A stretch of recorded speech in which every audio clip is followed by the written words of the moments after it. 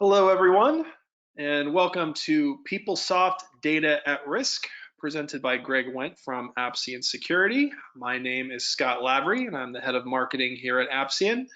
Certainly appreciate everyone participating in the PeopleSoft Innovation Summit.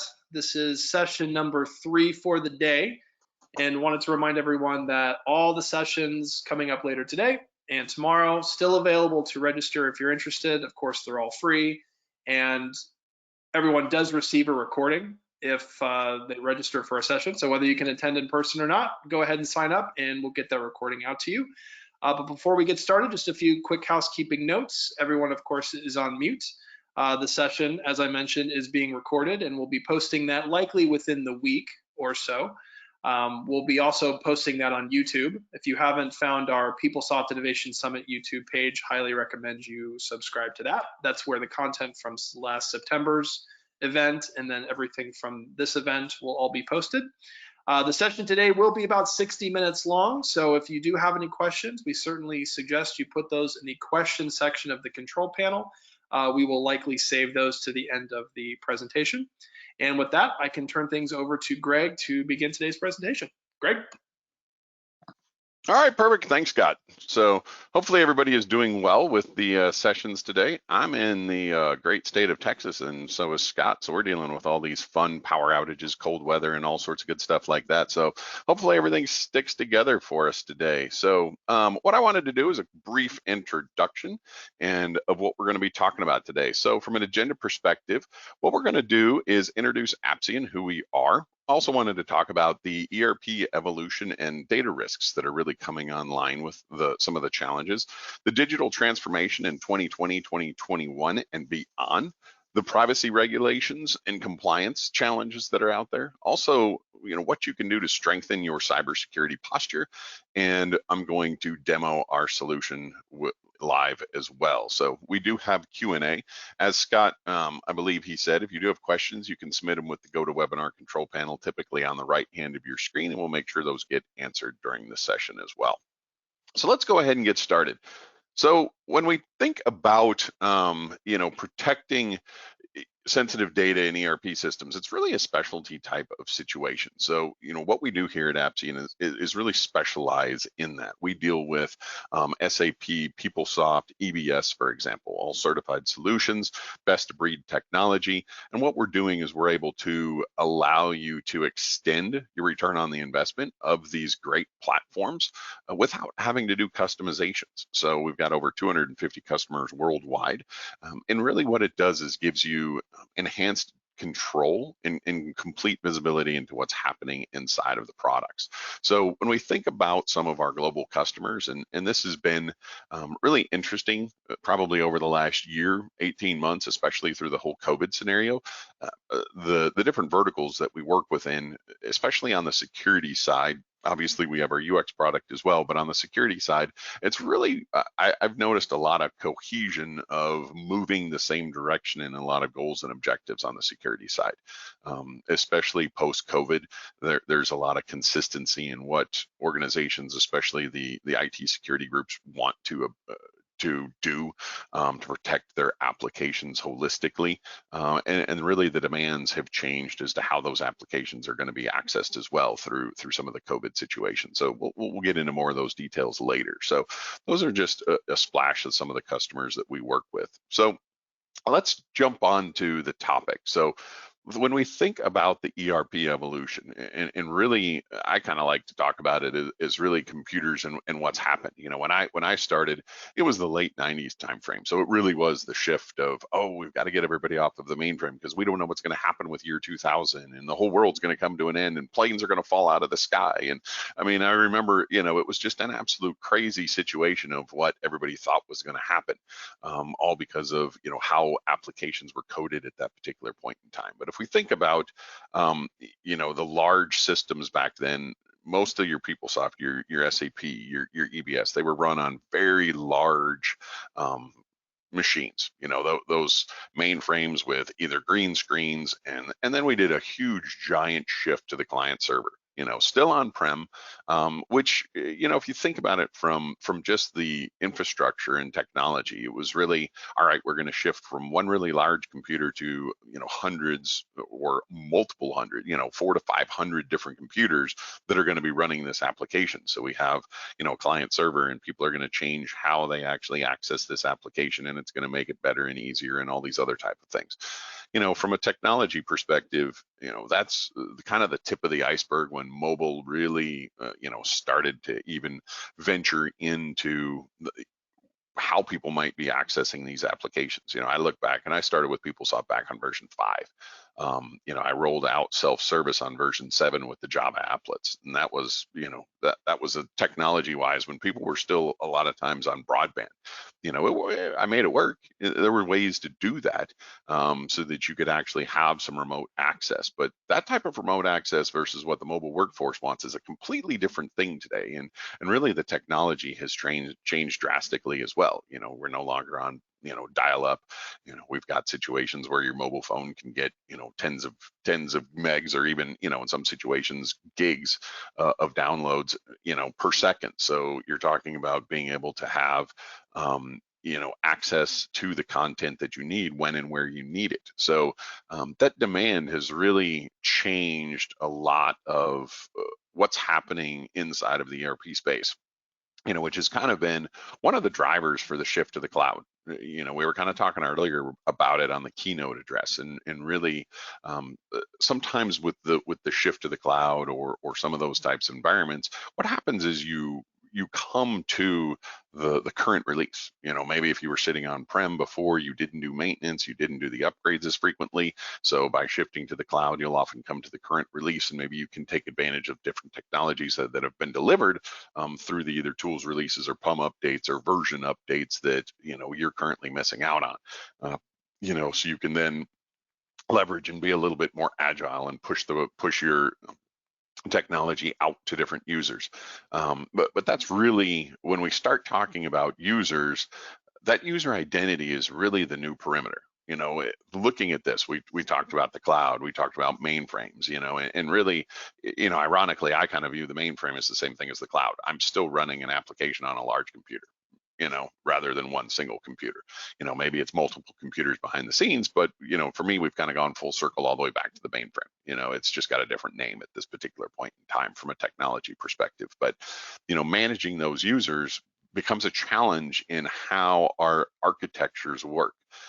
That user is moving in and out of so many different applications at so many different tiers inside of your network.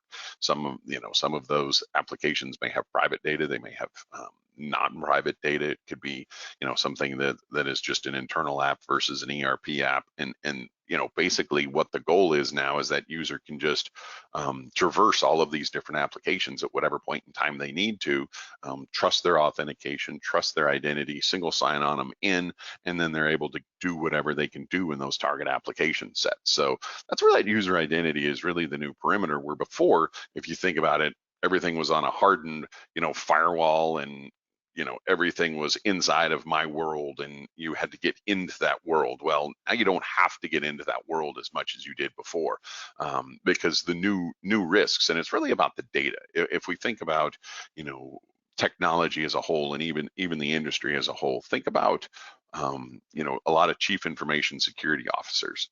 What has happened in the last year? Even CISOs. They're shifting their focus to become more on the data. Why? Because it's about data. That data needs to be accessed where it makes sense, when that person needs to be able to have access to that information to do whatever business function they need to do.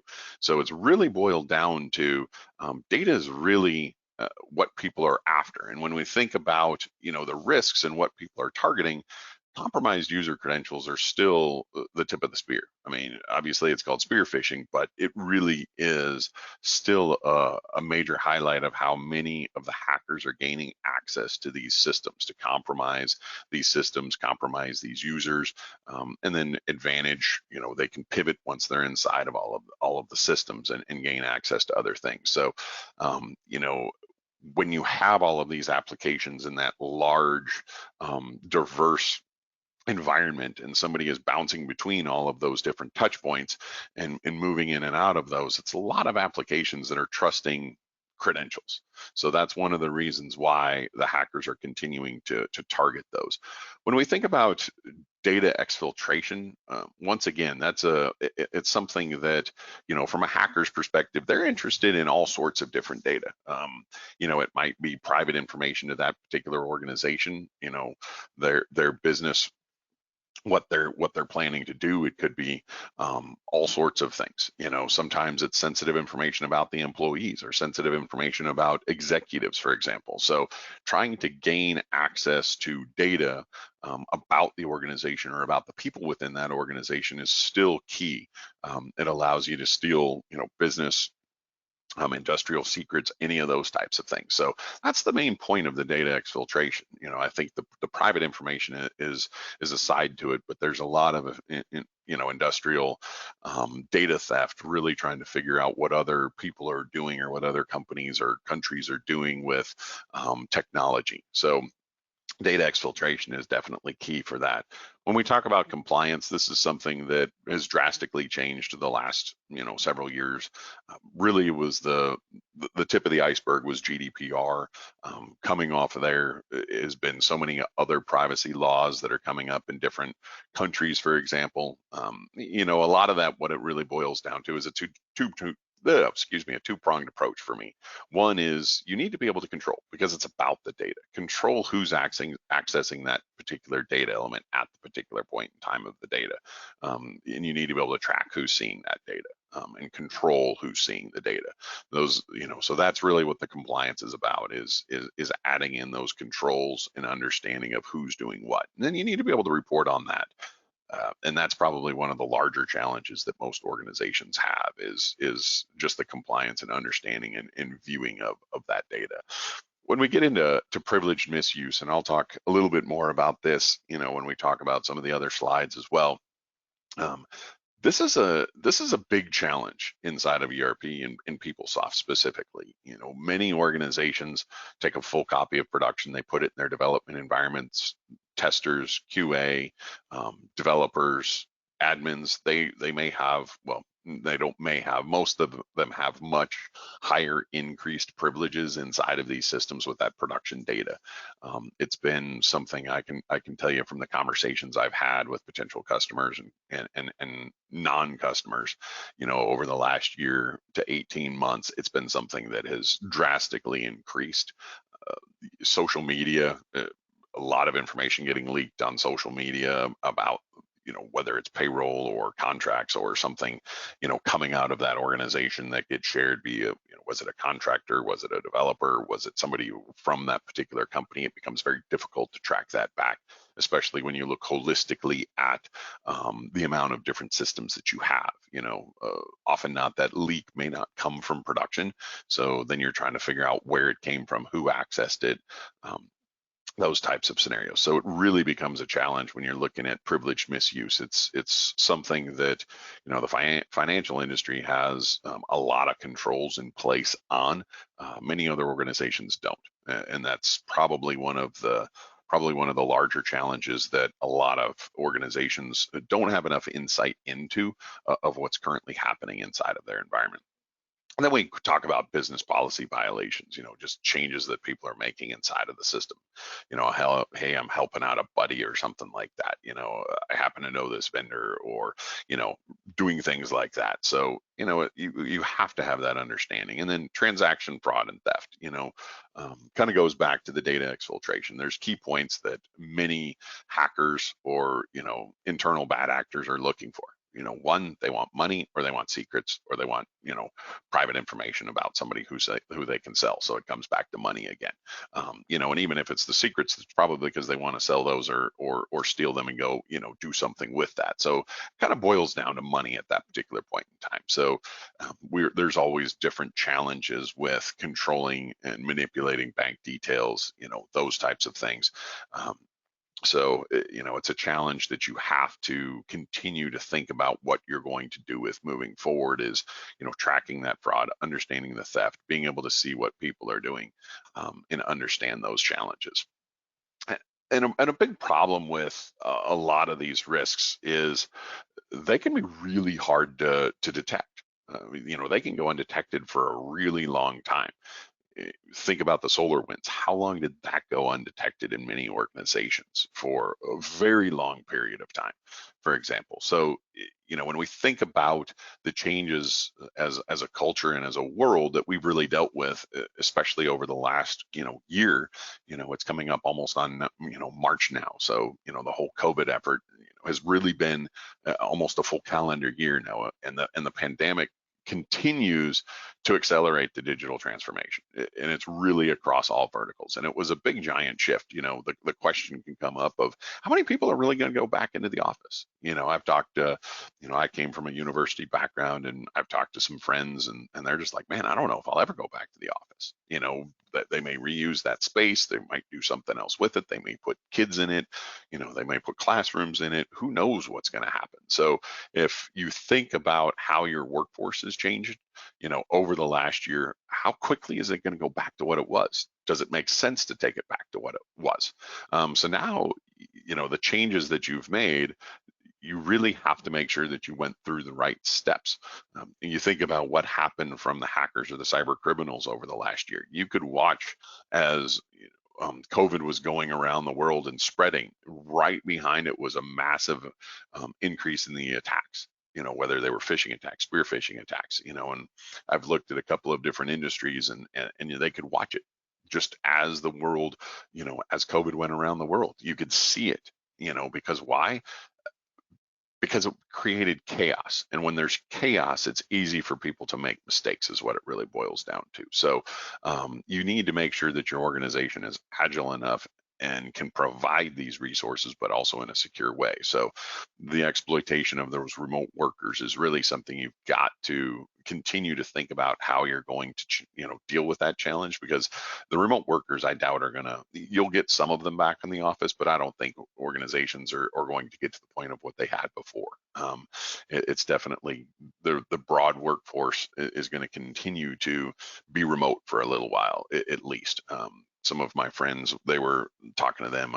They're looking at June, July timeframes before anybody really steps foot back in the office. And at that point, it might be very small groups of people at that point. So the new privacy regulations, means new challenges with breach notifications or any sort of, data loss. Big areas that are getting hit, always being targeted, are financial and healthcare. It's because the healthcare records are so valuable, and on the black market, it's one of the highest targets, because they do have a great return on the investment for the hacker. And when you think about some of the legacy security architecture, it's the weak link, and you've got to leverage that back to the user identity, or that user is really the new perimeter. So you have to make sure these architectures are coming into line with what you're able to do and what you want to accomplish. And the CISOs are dealing with reduced budgets. I was kind of talking about this a little bit on the keynote, especially with COVID. I don't know anybody that's not dealing with a reduced budget or reduced staff or some sort of challenges that they're having to deal with. And what does that mean for your projects? Which ones are going to get funded? Which ones are priority? How do you go about, rolling that out? We've kind of talked about the entire shift to the cloud. I think COVID is probably going to push off the move to the cloud for some organizations. It might take some that push there faster. So it's going to be interesting to see how different organizations respond to the challenges moving forward to keep their organizations running lean, and effectively, and still making money. So that what has occurred with the pandemic, and why has the shift come? And the weird part about it was, this was something that hit every industry, and that was probably one of the bigger changes or challenges if you historically look at digital transformations in the past. Some organizations have dealt with it before, others have not. If you think about the different verticals, let's say financials, obviously they've dealt with it a long time ago. When you look at government or that particular vertical, probably haven't dealt with it as much as, say, the financial sector, or has. So each one of them is at a different point in time, and this is actually driving everybody to almost a common goal. And the attacks and the breaches happen to industry, leading organizations too. I mean, when you look at the SolarWinds, how many high-level organizations were involved with that? There's a couple ones that have come out here recently too with high-level organizations. So everybody can be a target. That's the problem, is it doesn't matter your size. If somebody thinks that they can get money out of you, they're going to do it. So at that particular point, everybody is a tiger, everybody is a target, and it's best to think that way. So you have to have a good legal framework. Where do you start? What are you going to do? What's your level of acceptable cybersecurity, and really what's your minimum level of risk? What are you acceptable, as an organization? Are you worried about different breaches? Are you worried about payroll? Are you losing a paycheck? What is your minimum level of acceptance? Are you okay with losing one paycheck, a couple of different identities, or is it, it's just got to be a massive event? So you've got to come up with planning what your organization needs to do, and there's some serious shortcomings on the different ideas that are out there. You really have to future-proof your strategy, moving beyond just required compliance. I mean, I kind of think back, I've been with Appsean almost 7 years now, and talking to different customers over that 7-year period, some of the ones that I would say are leading edge really started with data privacy 7-8 years ago. Most organizations are really starting that, within the last 18 months to a year, and it's because they're being pushed into it. But having organizations doing it 7-8 years ago, were they thought leaders, or did they just understand? Somebody understood the risk. They sat and started to think about what they were sitting on and the value of what they were sitting on, and they figured out at that particular point in time they needed to start to protect that. And it really is a mind shift of a system and really the leaders within that organization. So when we think about the exploitation of remote workers, why are they such an easy target? Why is everybody coming after them? First off, one of the larger challenges, and I mean, I kind of hit on it a little bit with the SolarWinds, is 58% of cyber attacks take months to even years to detect. That's a really big challenge. And the problem, I think, with that is, let's think about that for a second. When I'm capturing everything that's going on within my system, I talk to people that have security information and event management systems, SIMs, and they dump all these logs and all of this information into it. And they may be collecting literally terabytes or hundreds of gigs of data every day, which is great, but how do they know what they're looking at? How do you sift through that amount of data? How do you find something that's really alarming when the noise that hacker may have made, and what you're trying to do is turn into that signal so you can pick up and say, ooh, that access doesn't necessarily look correct, versus all of these other things that have happened out there. It becomes a real challenge, and you have to have knowledge and understanding of the applications, not just, okay, hey, somebody's on my network, great, they're on my network. What is right, what is wrong, what type of access should be happening, what should this user do in this particular role, having an understanding of that. And that's where, when I look back at how IT organizations are kind of structured, typically you don't have a lot of understanding between them. The guys that run the network and often are running these SIMs don't understand the application sides. They don't know what people are doing. So trying to understand and look at log data, it becomes challenging for them. When we think about confirmed data breaches that involve phishing, why? 32% of it. Why do you think it's on these slides? Why do you think it's successful? It's a quick return on the investment for the hackers because people continue to fall for it. The busier they are, the higher potential they're going to fall for a phishing attack. It's just what it is. So you've got to make sure that you've got the correct, checks and balances put into play.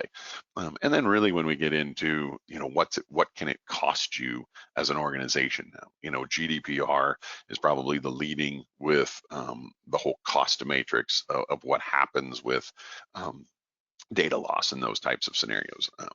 But that's what a lot of the different privacy laws are being leveraged on.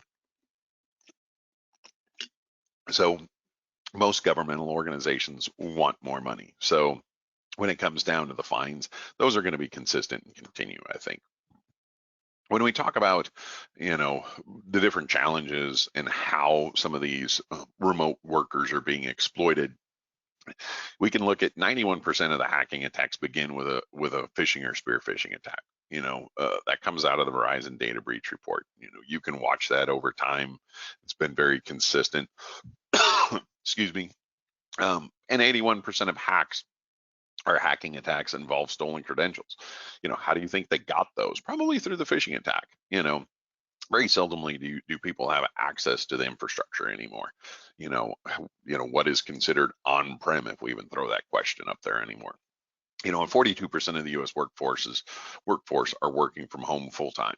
That number is drastically different over the last year comparatively. I know people that never worked from home and haven't stepped foot in the office over the last year. So I think that statistics is going to continue to change, and it's going to continue to go up. And I mean, there's definitely some pros and cons for that. So when we think about the new privacy laws and the regulations and what's going to be required because of these different challenges, that's why I kind of go back to GDPR. GDPR is really the grandfather. If you think about all of the ones that came after it, that's really what they're all modeled after.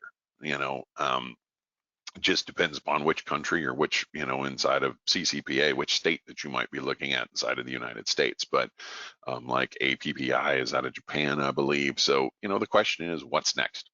Do we have any idea what's next? Probably not. What thing can we pretty much bet on is there's going to be new regulations. There's going to be new privacy regulations come into effect. It's going to happen. This is the tip of the iceberg. I think from that particular perspective, there's monetary reasons from the governmental organizations as well, and it's a way to hold organizations, or at least look like they're holding organizations, to being effective at holding private data from that particular perspective. So, there's a lot of challenges with it. Who's doing it the right way? What's the right answer? Those are a lot of questions that have to be answered over time. But it's going to continue that we're going to have more and more of these, and not less moving forward. So one of the ways that you can really help with the privacy laws, or help with a lot of the different challenges of these different threats that are targeting these organizations in these applications that they're working with, is you have to strengthen your posture in your ERP apps, and that's been kind of a challenge over time. A lot of organizations do conduct cybersecurity assessments. Take them very seriously. It's something that you as an organization, this is your livelihood. How are you going to continue to work? You kind of look over on the right-hand side, and, somebody's, had a ransomware attack. What's going to happen to your organization if that happens? Have you done some tabletop exercises? Have you gone through what you would do as an organization if this were to happen to you? There's the reason why you need to enforce the governance that's out there. Often not. I hear a lot of great policies or procedures inside of the organizations, and it's like, this is what we do. Well, how do you confirm that you do any of those things? That's a huge challenge. Well, we don't have the auditability, we don't have the analytics, we don't have reports on this kind of stuff. So how do you enforce the governance if you don't understand what people are doing? Is really one of the largest questions that I have. If you don't know very detailed information on what a user is doing, it becomes very challenging to actually enforce your policies and procedures. And you need to maintain operational readiness, and backup and your test responses. It's key when we're looking at that today, I mean, it's kind of ironic, being here in the Dallas-Fort Worth area. I've had friends send me, videos of, some of the apartment buildings with water just pouring off because the fire systems have actually, popped the water lines and stuff like that. Water is just pouring off of balconies. Well, what's going to happen with a lot of these buildings? What happens if there happens to be a data center in there? Hopefully there isn't, but there's all sorts of different situations that you never plan for as an organization. So go through those tabletop exercises and figure out how you're going to respond to those different challenges and think outside of the box. Going through and talking to people that have had issues with ransomware. One of the reasons why it's like back up and test your responses. I was reading about a ransomware attack a while ago where they waited, and you talk about not knowing that somebody was in your network or on your systems.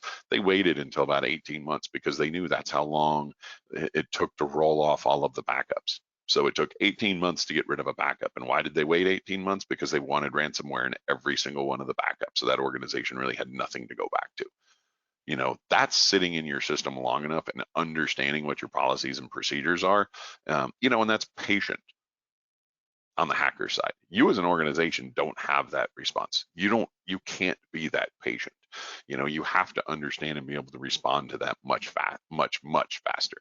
And one of the things that you need to do is assess your VPN risks. And this is really all of your risks. It goes back to the cybersecurity assessments and understanding what you're doing well and what you're doing bad, and how do you move forward and how do you improve.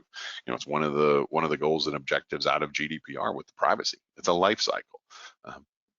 And one recommendation is really implement least privilege security or zero trust. It's getting down to understanding, okay, who is this user? Can I trust them? I've got to build a risk profile around that particular user. Should they be doing this type of functionality for wherever they're accessing from? Zero trust. That's really what the key is. So when we think about legacy infrastructure and what does that do for our risks, one of the things that many organizations will do is provide a VPN. VPNs typically, it's just an access point. It's all or nothing. You think about it from an internal bad actor, which still about 34% come from an internal bad actor from a risk perspective. It just means that it's harder to track what that person is doing. When I connect with my VPN, I've got access to everything on our network. Yes. Okay. So, I can do everything that I could normally do sitting in the office.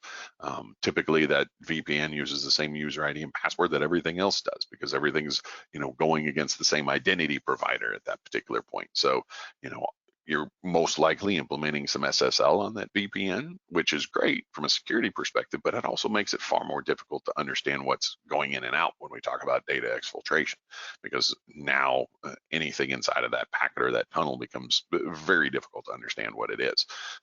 Now we think about that with BYOD style devices, everybody working from home with COVID.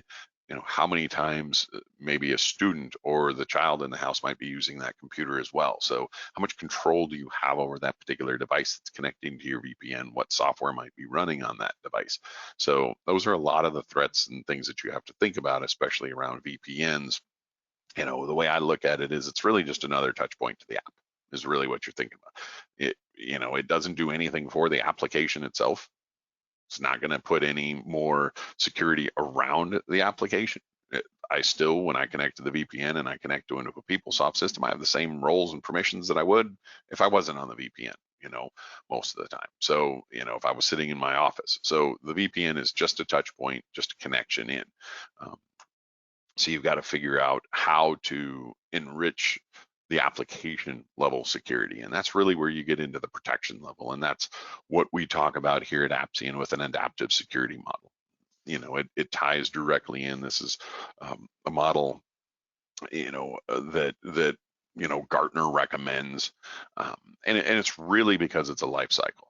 You guys have probably heard me talk about this before, but it really is a life cycle of you've got to be able to prevent and then detect what's going on, and you have to be able to respond. To be able to respond well, you have to have the information. So that's analyzing what's happening, to look back and think, all right, is this good or bad access? Should this have happened? Should this not have happened? And then you have to be able to adapt, which means that you're going to inject back in. So it's a giant life cycle of, what am I doing today? How am I going to detect the new threats that are happening? I've got to analyze what's currently going on inside of my system to be able to respond to threats, because if I can see what's happening, then I can adapt and I can prevent certain things from happening again. And that's the whole life cycle of it. That's why it's a model. And that's one of the reasons why, many organizations are pushing for that. So one of the things that I'm going to do now is jump over and demo here real quick. So I am going to pop open a new session here real quick and change the window that I've got sharing. So I'm going to go into Chrome here real quick. Let me actually just do this. Let me do the main screen. So that way I don't have to worry about it. So I'm going to start with single sign-on. Many times an organization, and think about when we talk about the architecture of what organizations work with, is they're going in and out of different applications throughout the day. And what you want to do as an organization is have controls in place, and you want to be able to help people move in and out of these move in and out of the applications, because you want to make them effective. They need to be able to do their job, and the quicker that they can do their job, the better off they're going to be. So I'm going to go ahead and sign in here. I'm going to put in Vicky's user ID and password for the identity provider. In this situation, it happens to be ADFS. What we've done at this particular point is I'm going to drop into a SharePoint site. Really, at this point, thinking about that connection from the user is I can pivot and drive into any application now that validates and goes against that SAML authentication. So I'm going to go ahead and drill into personal details. What we've done is we've enabled PeopleSoft to speak SAML. So we're going to be able to communicate directly into that PeopleSoft system. And now we've got certain protections in place. Now we can dynamically, depending upon whether somebody's on or off the network, mask certain information. So when I come in remote, maybe if I'm on that VPN, for example, I can protect data differently. I can mask that social security number.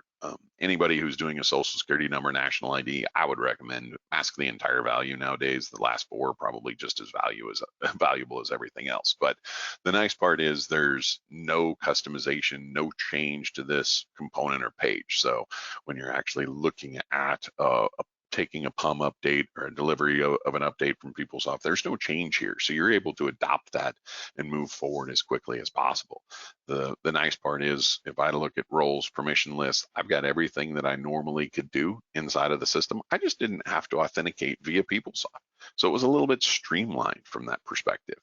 One of the challenges and one of the issues that we'll often hear is, how do we implement multi-factor authentication effectively? Well, one of the ways that I recommend to do that is really at the point in time. I'm not a huge proponent of multi-factor login and that's all I'm going to do. One, because it doesn't really give you a lot of control and access controls inside of the application sets.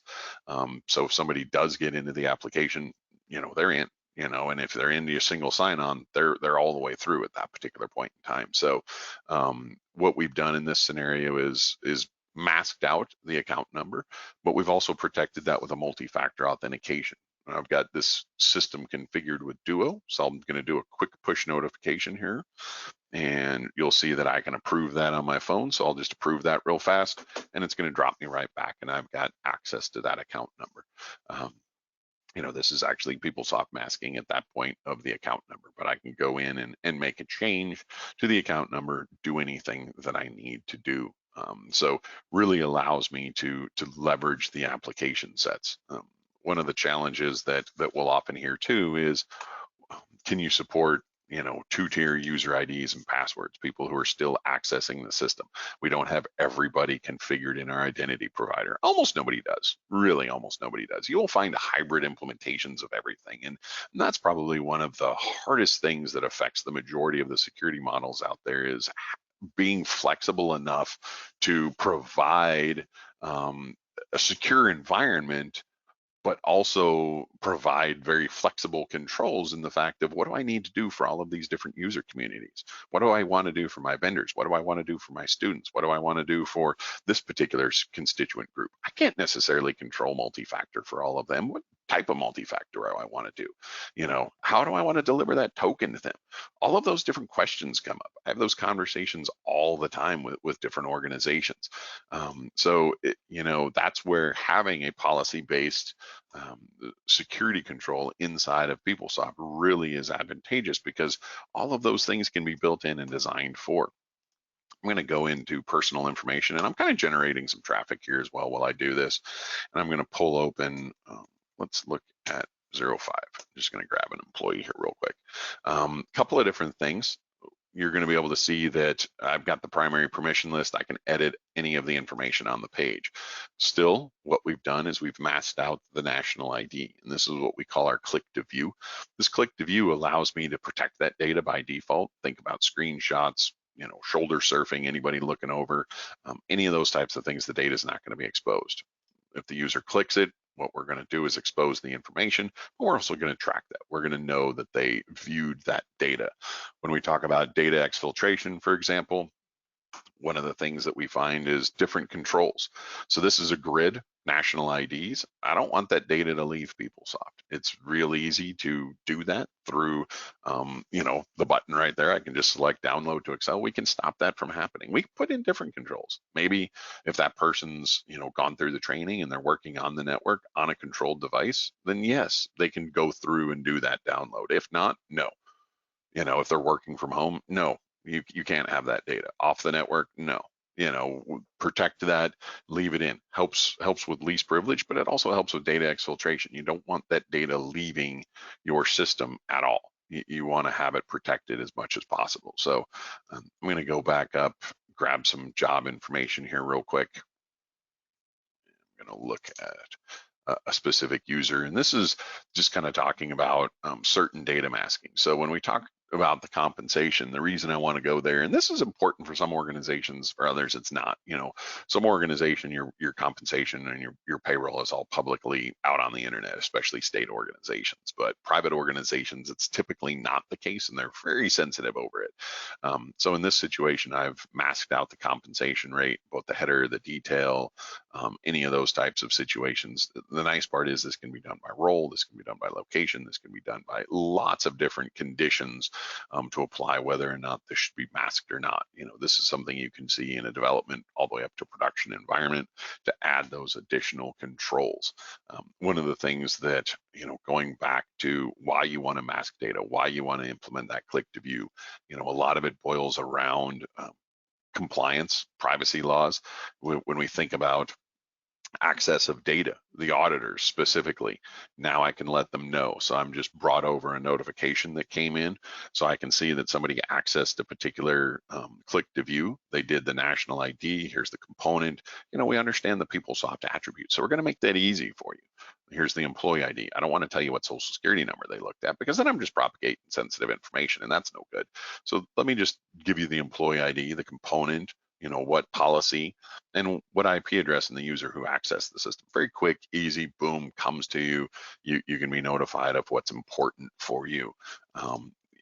Every organization that I worked for has pretty much been on the private side with payroll information. So it's something that, from even database level access, they wanted to be, if anybody hit job data, for example, or anything with payroll information, they had alerts and triggers and all sorts of stuff on Oracle that would be notified. Well, we can do the same thing inside of PeopleSoft, and an alert of who has viewed payroll compensation data.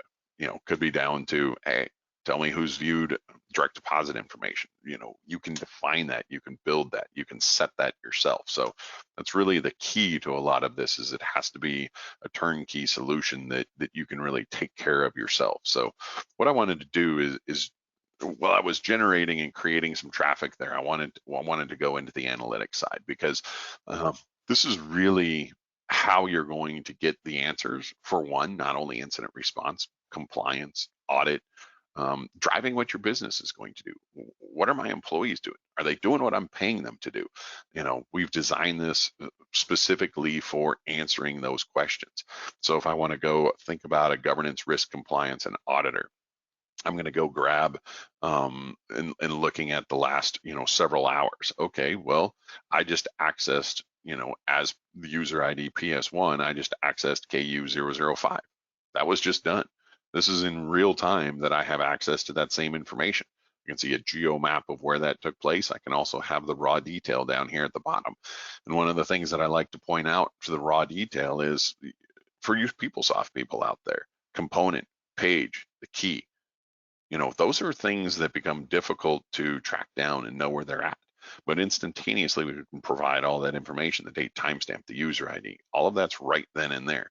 We're now geo mapping this. Let's see if I'm going to take off the filter and look at the last 90 days. Obviously, we're going to see some more additional information, but capturing that, now let's think about other different challenges. Let's say I have an employee that calls in and says, tell me who's accessed my sensitive information. If I've implemented a click to view like this, I can instantaneously drive in. So let me just grab one.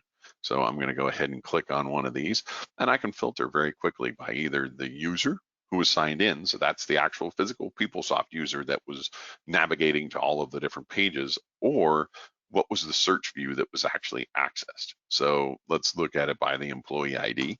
So I can apply that real quick, and I can find out everybody who accessed KU004, what IP address that access was from, quick geo map of where that location was, date, timestamp of all that activity over the last 90 days. How many people can do that, in your systems right now?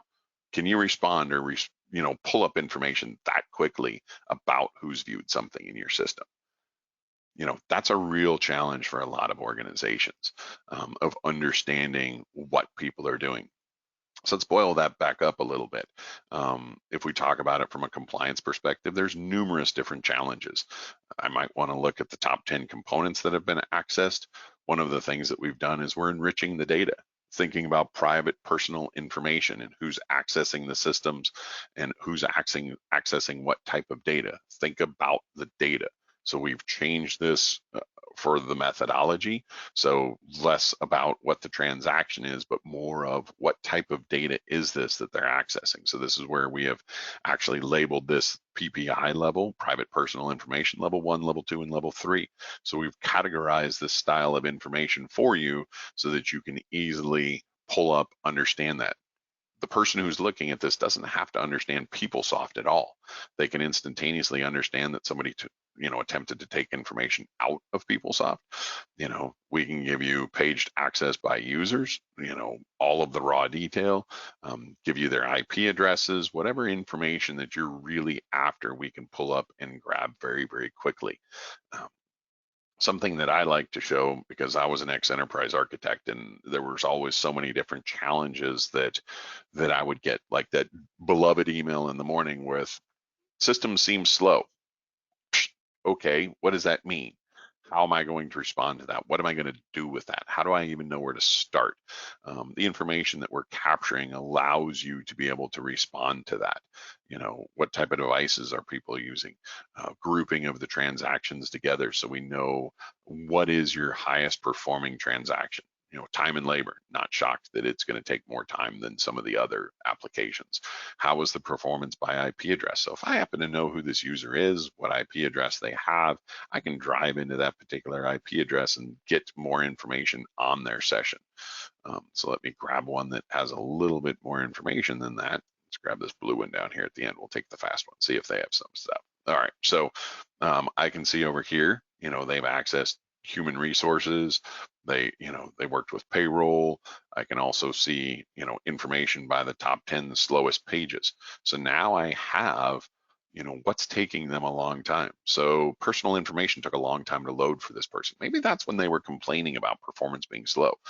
Probably cache loading up for it to be that high. That would be my first guess, is especially due to the fact that the rest of their performance got better after that. So, I could quickly reply to that email, hey, it looks like you were the first person, cache was just loading up on that server. So rather now than ignoring that person's request, you can actually give them information that one, you have more knowledge about what happened to their session inside of the application, and you can provide them with an answer. That's really all most of these users want, is an answer. They want to know, okay, great, so that was cached. That answers my question. Move on, check, off we go. Thinking about taking it a step further with certain challenges inside of HCM.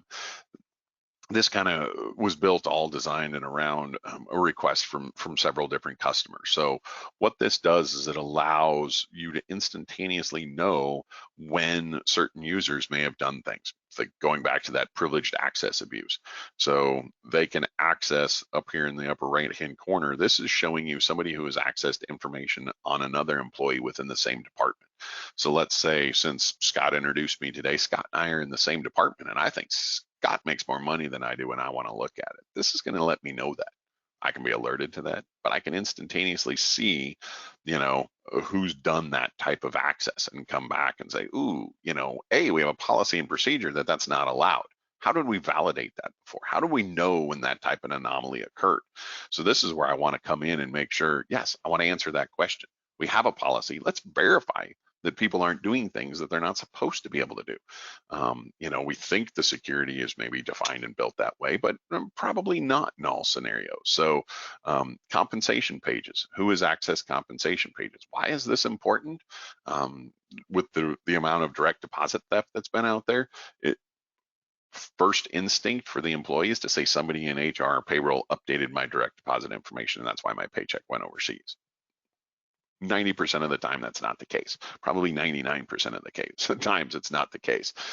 So how do we track that back? Who viewed that? How can I look at that? Well, now I can find that very quickly. User logins by departments, the detail of that information, searches by employee ID. So this kind of goes back to answering that same question about GDPR.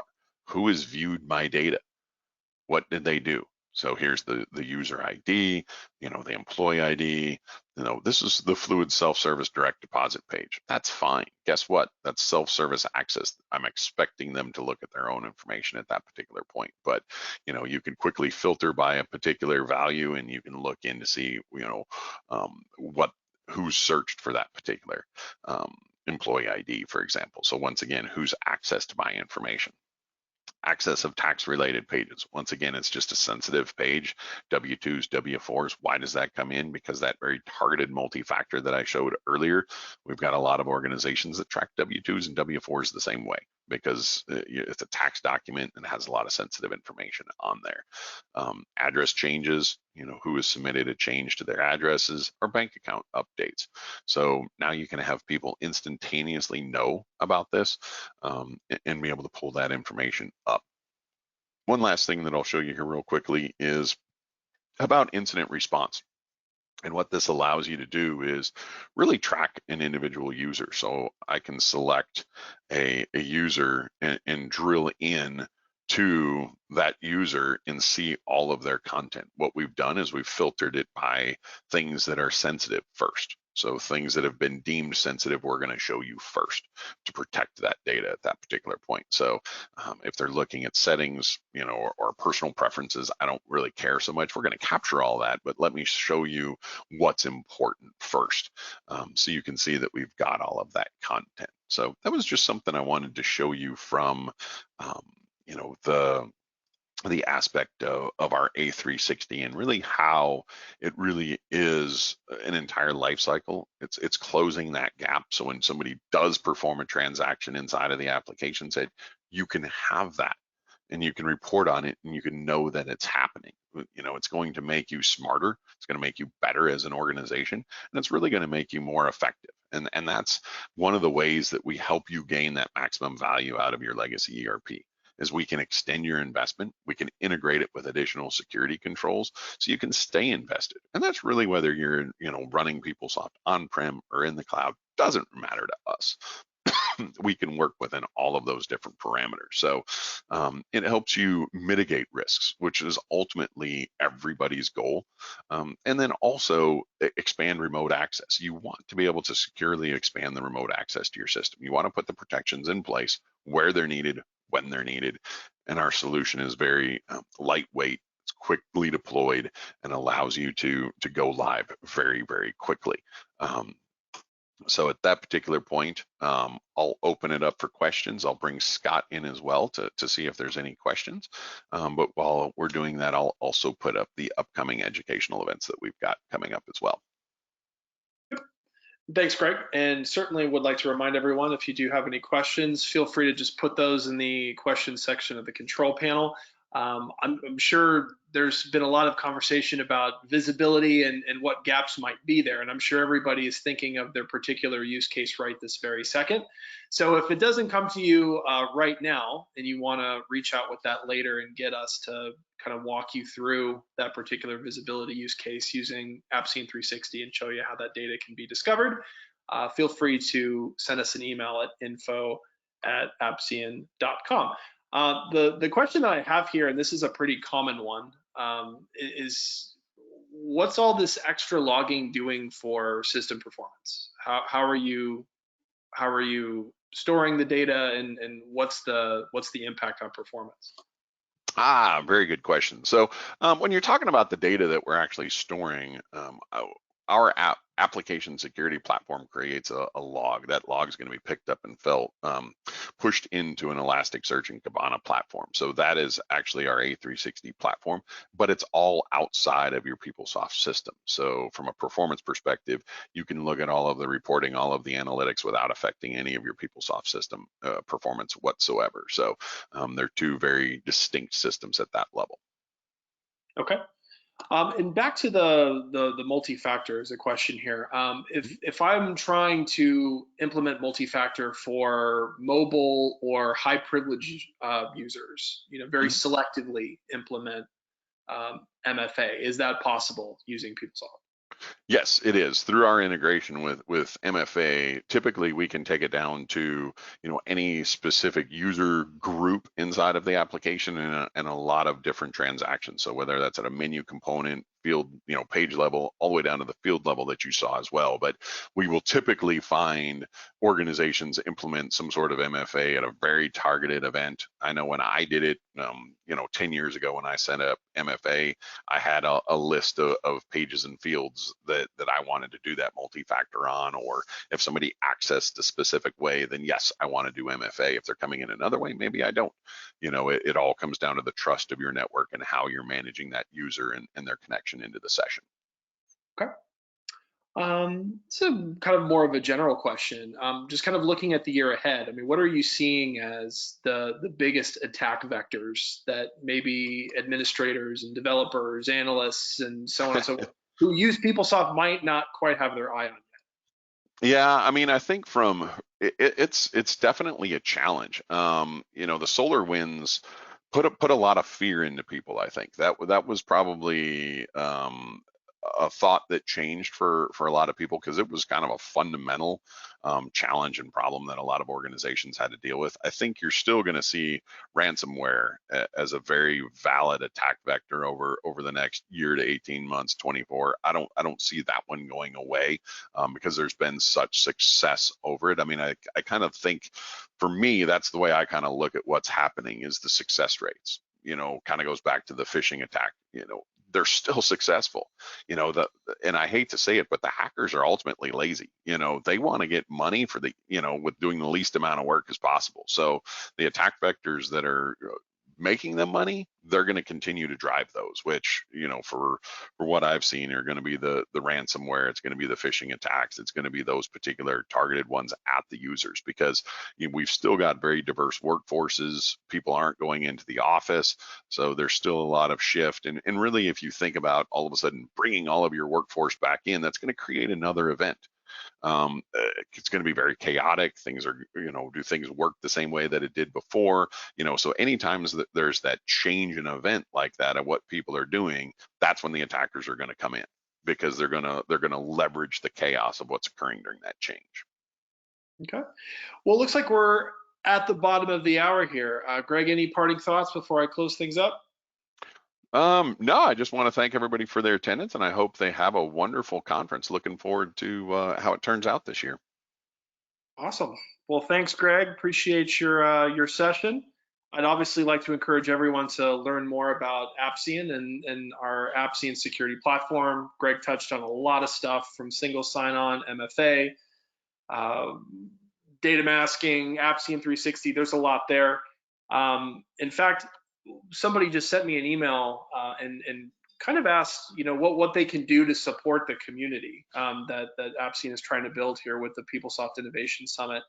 And we like to keep the sessions free. We want to make sure that we're bringing in thought leaders to continuously present. And the best answer I could really come up with is research the partners that you're hearing from. If you were in the keynote, you heard from Arvind at Astute Business Solutions. Obviously Appsean. The next session will be Jim Marion and JSM Pros. The following session will be Integrity. Get to know the solutions that are in your community.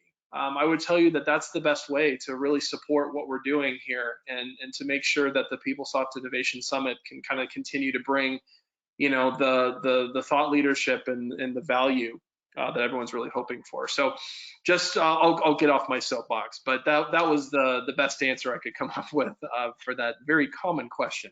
But I would like to, of course, mention that you can follow Appsean on LinkedIn. You can follow us on Twitter. Whenever we're planning these different summits, we obviously post the details of them. And then we're also going to be sending out a survey on Friday, and would certainly appreciate it if everybody would take a look at that, answer the questions, help us understand what content you're interested in seeing for the next summit. All that is greatly appreciated. Last but not least, for this summit, we have introduced an official PSFTSummit Slack channel. Just another community where people can gather, they can chat about anything and everything, post jobs, ask PeopleSoft troubleshooting questions. I mean, the list goes on and on. It's, of course, free to join. It's easy to join. You would just go to psftsummit.slack.com and you'll get right in. There's plenty of people there already chatting about the various sessions, and we highly encourage everybody to go as well. All right. So we have about a 15-minute break, and then our really, really good friend Jim Marion is going to do a session that has a ton of people in it. So I'm sure most of the folks on this session are joining that one as well. It's called Configure, Don't Customize. We love it when Jim presents, and he is definitely a favorite of everybody who attends these summits. So we hope that you sign up for that if you haven't yet. If you still need to sign up, psftsummit.com. Everything is there. You can sign up for this session, past sessions, all the sessions, whichever, and it basically just gets you on the recording email list. It's a good way to get the recordings for the sessions that you may not have received. So with that, I will see you all in about 15 minutes, and I guess everybody can take a quick lunch break, and we'll see you here shortly. Thanks. Bye-bye.